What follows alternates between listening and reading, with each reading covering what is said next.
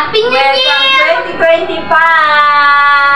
Madwadlaw, eto nga pala yung mga naging kaganapan noong nakaraang New Year celebration namin. Ako, pasensya na nga pala kung ngayon ko nga lang ito naasikaso at ngayon nga lang ako nakapag voice over. Kasi naman medyo may kaingayan nga ho dito sa amin. Ay, maga pa nga lang ay naganda na kami ng aming mga lulutuin. At eto nga si Mean ay nagluto nga po ng maha. Naku, perfect na perfect nga po niya yung pagluto ng kanya nga pong maha, o diba? Inasikaso ko na nga rin itong ube na padala nga ni Mother Dear mula nga doon sa aming isla sa Bandon. Kako magluluto na nga rin ako ng ube halaya. Pinaagahan ko na nga ito ng luto. Gawa na nga ng kailangan natin ng mahabang pasensya dahil matagal-tagal nga ito bago maluto. Mainit-init pa ay dinurog ko na nga siya at nung madurog na tsaka ko niluto dito sa kumukulo nga po na gata niya. At sa mga nagtatanong kung paano nga daw to nagintik, naku, sa susunod ay gagawa natin ito ng video at para naman makuha mo yung tamang texture na itong ating ube halaya. Kaya naman napalaban nga itong si Mean sa paghalukay na itong ating ube halaya. Naku, hindi naman talaga biro ang paghalo nito. Kailangan mo talaga ng mahabang pasensya.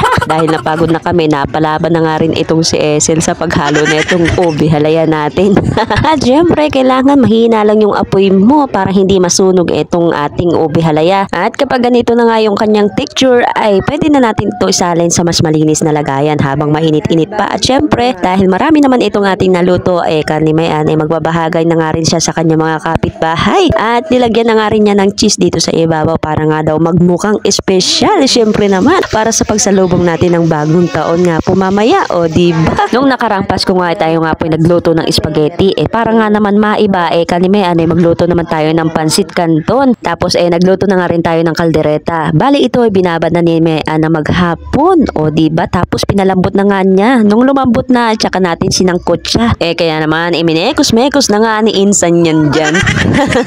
Ay, charot. At habang nga tayo nagluluto na itong kaldereta, busy-busy naman itong si Mean at naghahanda nga na itong aming pong lulutuing pansit canton, o diba? Kaya nga namin ay simple nga lang yung aming ihahanda para nga sa pagsalubong ng bagong taon.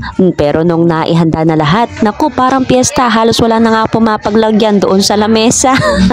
Lumipas nga ang maghapon, ito nga po ang aming naihanda. May kaldereta, may pansit canton, may maha, meron ding salad na ginawa si Mean, tapos yung kanyang special mango graham, tapos nakapag-ihaw na nga rin ng liempo itong si Esel. Bumili na nga rin kami ng konting prutas para naman may konting bilog-bilog nga dito sa aming lamesa, o diba? At eto na nga po ang ating mga hinanda para sa pagsalubong ng ating bagong taon, o diba? Eka nga namin, simple nga lang yung aming ihahanda, pero eto, tignan nyo naman at mukhang napaka-espesyal nga nitong ating pagsalubong ng bagong taon. Pero okay nga lang yan at ito'y pasasalamat na nga natin sapagkat tayo nga po ay nakaligtas sa lahat ng pagsubok sa buong taong 2024. At maraming salamat nga kay Lord na tayo'y iningatan niya sa buong 2024. Nawa itong 2025 ay mapunuan nga tayo ng pag-asa, pag-ibig sa ating mga puso at ingatan niya tayo sa buong 2025 sa lahat ng mga pagsubok na ating nga pong kakaharapin. At syempre kami nga po ay patuloy na nagpapasalamat sa pamilya ni Esel at ni Mean sapagkat patuloy nila kaming tinatanggap dito nga po sa kanilang tahanan. At bago nga kami kumain ng aming mga handa,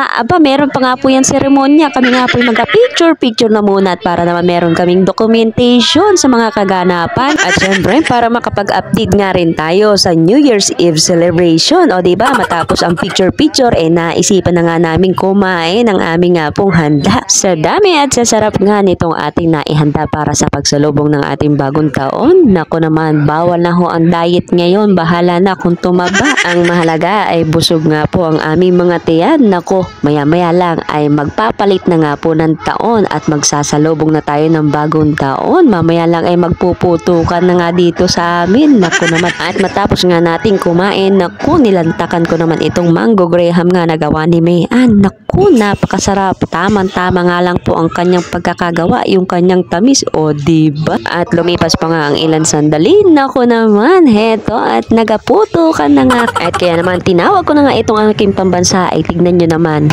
Tulog na tulog yung mga tao dito sa bahay, oh. Grabe. Ito nga ang aking pambansa. Naku, tulog na nga matapos nga namin kumain. Abay, natulog na nga lang siya. Ginigising ko nga siya at para naman kakoy tumalon kami at baka may pag-asa pa na kami tumaas nga ang dalawa. Charot. At kahit nga anong sampal ko dyan ay talagang hindi na nga po siya nagigising. Kakoy magpapaputok pa nga kami ng kwitis ngayong bagong taon na itignan nyo naman itong aking pambansa. Naku, ay wala na nga akong kamalay-malay. Diyos me. At dahil nasa simbahan nga sinamayaan para sa kanilang praise and worship para sa pagsalubong nga ng bagong taon ay ako na nga lang ang nanood ng mga fireworks ng aming mga yayamaning kapitbahay. Ay naku. O siya, maraming salamat sa patuloy mong suporta. Please like and share na itong ating video. Maraming salamat. Hanggang sa muli. Bye-bye!